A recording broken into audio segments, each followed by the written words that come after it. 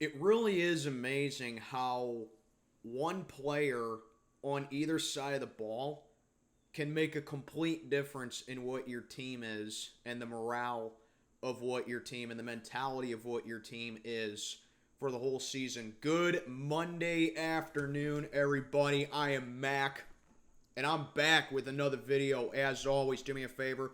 Like, comment, subscribe, follow on Instagram. Link in the box below. This is my Victory Monday for the Pittsburgh Steelers, following up on last night's 23-18 win over the Raiders, where we can sit down here all day and talk about how good the offense looked for the most part and how fluid Kenny Pickett was and how the receivers looked and the smart decisions he made and how the 3 interceptions on Jimmy Garoppolo definitely sealed the game for us in the most part. And even if you want to talk about the lousy officiating, and if you want to talk about plugging up the holes and limiting Josh Jacobs, overcoming adversity with Devontae Adams having a great night, those things are all factual. But something that I keep observing basically every single year with this team, it's how much different this team is when 90's out there. He just makes the difference every single game because it all goes back to last year. This team was 2-6 at the bye week last year, and we already have 2 wins already. We have more wins now than we did in October of last year. And it's because TJ Watt's presence is felt. And like I said, he just makes the whole difference every single time that he's on the field. Because this defense, while they bend but don't break, they go out and they fight and they are physical and they take on and feed off of the energy of TJ Watt, who I need to remind you is still in his prime at almost 29 years of age, I believe. Last night, he had 2 more sacks, so give him 6 on the year. And he was all over the backfield last night, all across Jimmy Garoppolo, who is in concussion protocol now. Hopefully he's okay. I just heard about that this morning. I don't remember hearing much of that on the broadcast last night.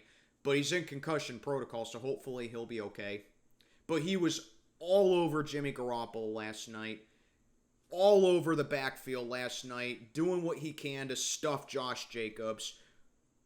And he just absolutely disrupted what Vegas had to throw at us as far as their ground game goes, as far as their pass game goes, because if you saw them halftime stats, they were showing the hurries and the QB pressures and the sacks and the tackles.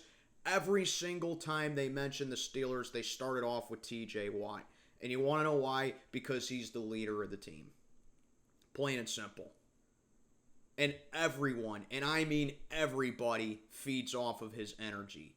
And it goes way beyond what his numbers say for what last night suggested as far as defense goes. You see stuff like Cole Holcomb generating pressure, feeding off of it, getting in a sack. And this is a guy who, when we got him over here in the offseason, I don't want to say he was going through the motions, but I'll say that he was playing it too safe. He was playing it careful, and he just looked more like he didn't want to make a mistake. But if you heard his interview last night after the game, he gave all the credit to TJ Watt, and he was saying that we feed, pretty much what I regurgitated.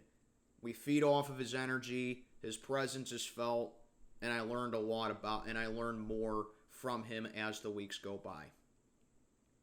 And Cole Holcomb had a really good night.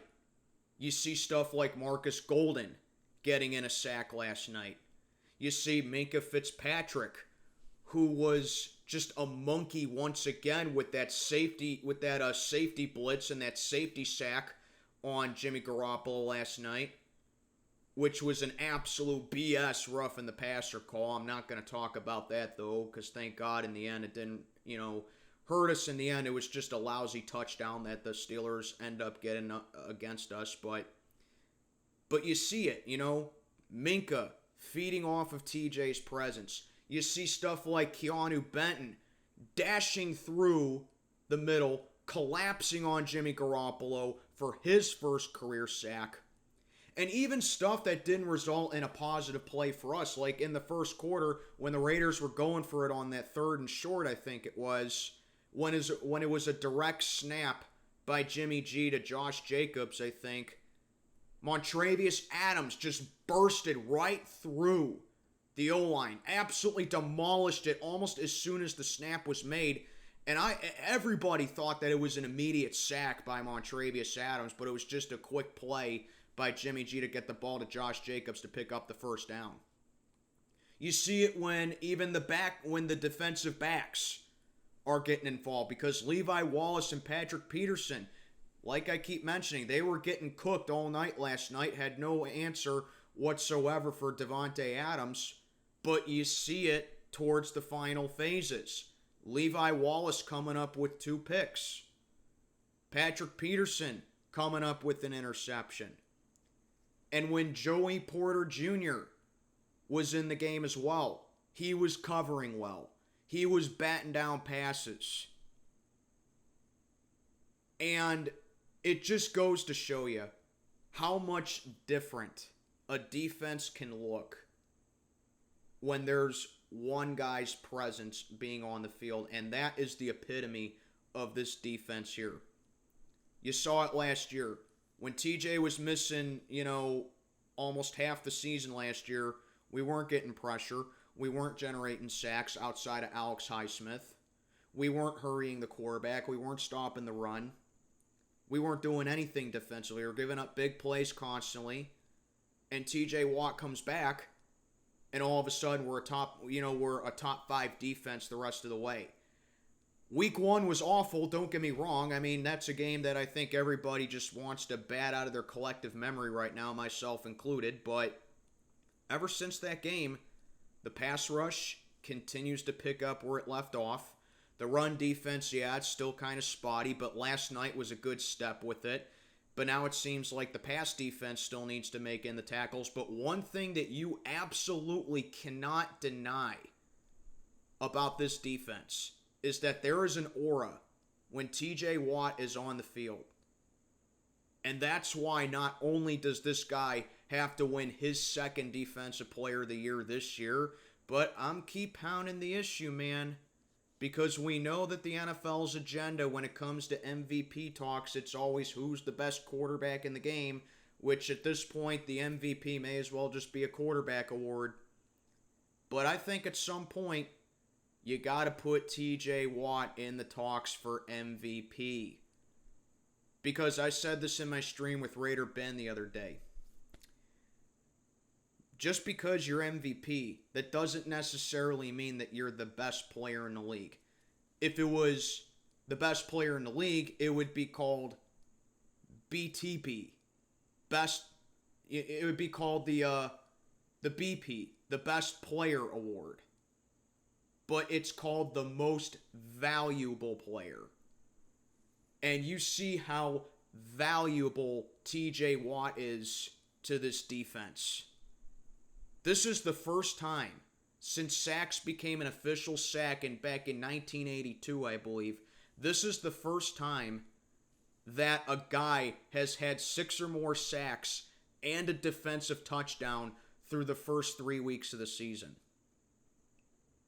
And TJ Watt just continues to pile up on the all-time sack record for the Steelers. He's now at 82.5 for his career. He continues to be the heart and soul that thumps this defense moving forward. The rest of the team feeds off of him. And while it is a bend but don't break type of defense, it just shows you, man, he makes all the difference on the defense. And that's why TJ Watt has to be in the MVP talks, and that's why he is undoubtedly, when he's healthy and when he's on the field, he's the best player in the world, man. And we are absolutely blessed to be able to see him play. Nick Bosa is phenomenal. Micah Parsons is phenomenal. But their presence when they're not on the field, it can be not replaceable, but the 49ers and the Cowboys respectively can still perform at a high level. You take TJ Watt out of the equation with the Steelers, our defense is nothing. Put TJ Watt in the MVP talks already, guys. You know you want to. Let me know what you think down in the comments below. And I am Mac, checking on out for the day. Have a good one, everybody.